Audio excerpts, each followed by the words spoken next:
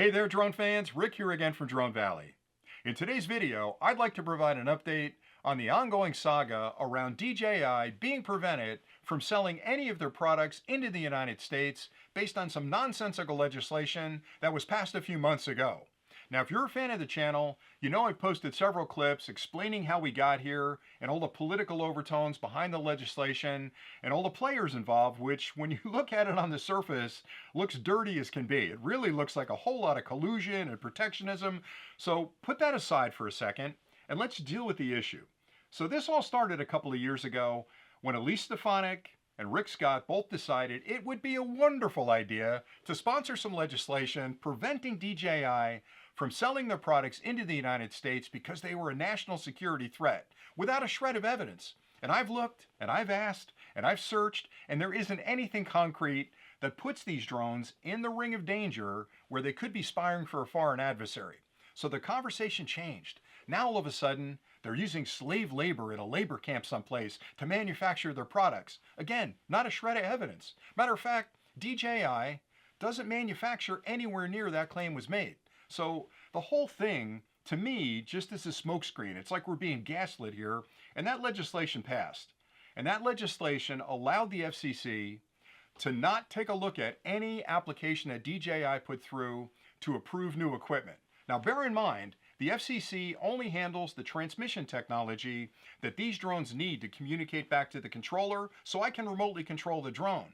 But it also affects a lot of other DJI products, like their cameras, like their gimbals, like their power stations, like their robot cleaning devices, because they use that communication channel to interact with the application, to give me information on what the product is doing.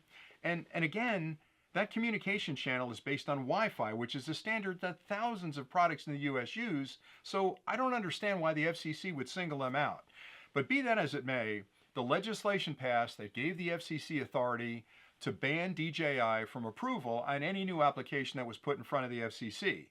Now, another interesting thing is that when the legislation was passed, it singled out DJI and Autel, those two companies, which coincidentally are the two biggest companies selling consumer-grade and commercial drones in the US.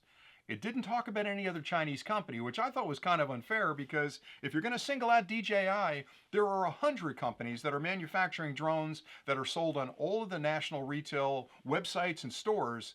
Why aren't they a threat? Well, it turns out that Brendan Carr, in his infinite wisdom, expanded what the Congress had given him. They basically said DJI and Autel can't have any approvals through the FCC. Brendan Carr took it upon himself to say, nope, all Chinese drones, all Chinese manufactured products are now on that list. So there's all kinds of grabs here for power and expansions of their control.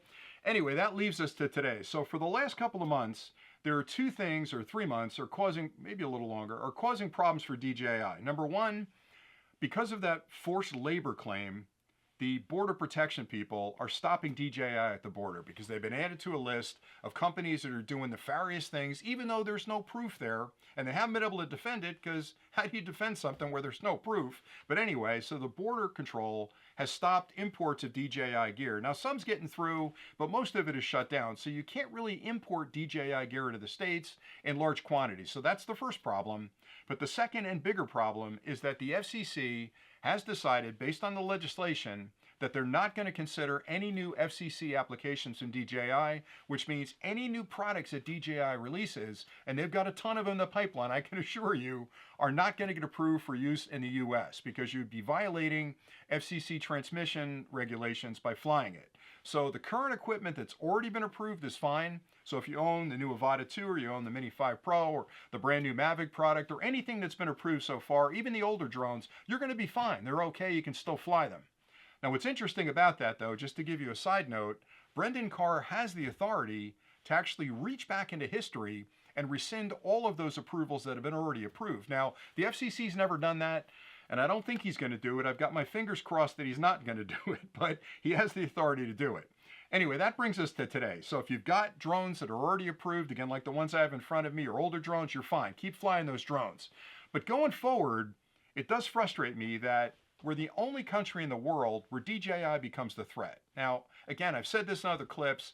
If they were a problem and they were really spying on us for China, don't you think we'd tell all of our allies, look, we've got concrete evidence that these guys are spying for China. You might want to ban them in your country as well. There isn't another country in the world that's banning DJI except the United States. So my conclusion from that, and it's backed up by a lot of different facts, is that the intent behind that legislation was to eliminate the major competitor in this marketplace so that American drone companies, some of which have political affiliation, so if you look closely at a lot of these American drone companies, you're going to find a lot of people that are voting on the legislation that are going to benefit from those American companies filling that void.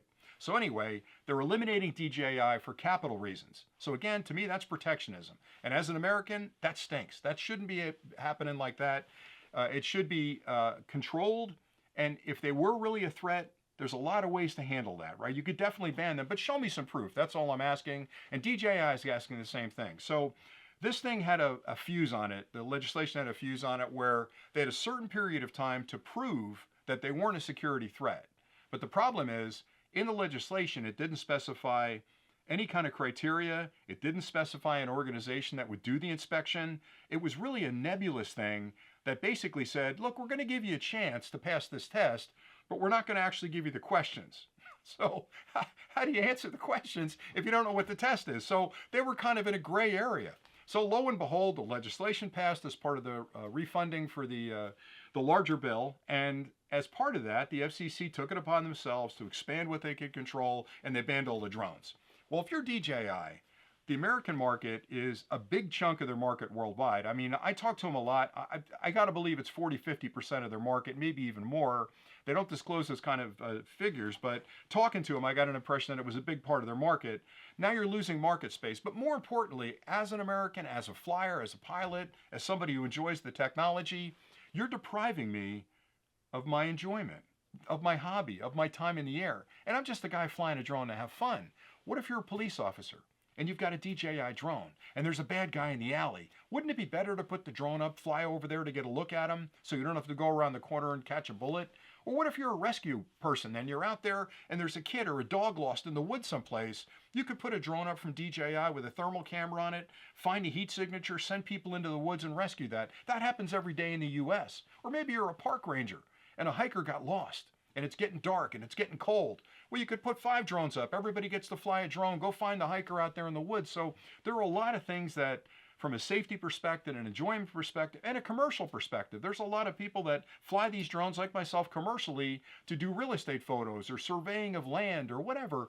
You're denying all of us the ability to use these drones, again, based on nonsense. So here's the good news. So DJI finally said, you know what? Enough's enough. We're suing the FCC. So they instigated a lawsuit, and it's on the docket. It's with the Ninth Circuit of Appeals, and it's docket number 26-1029, and it was filed on February 20th. And what they're saying in that, and I think it's a brilliant argument, is they're pursuing 2 threads. The first thread has to do with what I just talked about, that by denying the US public access to this technology, you're decreasing their enjoyment, you're putting lives at risk from rescue workers, and you're denying commercial activities that are happening now as part of our economy. So if you take the drones away, I can't survey a field anymore. I can't go out there and, and take photos of buildings or look at inspections on buildings. Without my drone, I need it. So that's the first argument, is that you're doing this and you're denying people in the States the enjoyment and the activity that they can do with these drones where other countries have it. So you're diminishing their liberty, if you will, in a lot of respects. That's a strong argument for me, but it's a weaker argument in court because it depends on opinions. The other argument they're making, which I think has a lot of weight, is based on the Fifth Amendment of our Constitution, which basically says you have a right to a fair trial.